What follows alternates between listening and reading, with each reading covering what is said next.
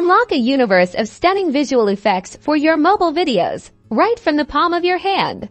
Today, we're diving deep into Alight Motion to show you exactly how to add those professional, eye-catching creative cloud effects that will make your projects pop. First things first, open up Alight Motion and import the video clip you want to enhance. Let's say we want to add a subtle magical glow around our subject. Tap on the video layer you've imported. Now, look for the Effects option, usually found at the bottom of the screen.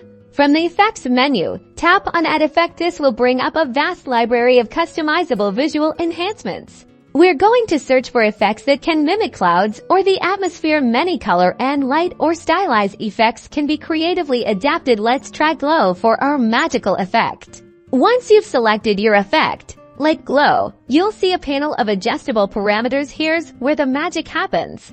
For our magical glow, we'll adjust the radius to a higher value to diffuse the light, and perhaps tweak the spread to control how far the glow extends. Don't be afraid to experiment. To make it truly magical, tap on the color parameter and select a vibrant hue, like a soft blue or a shimmering gold, to match your video's mood.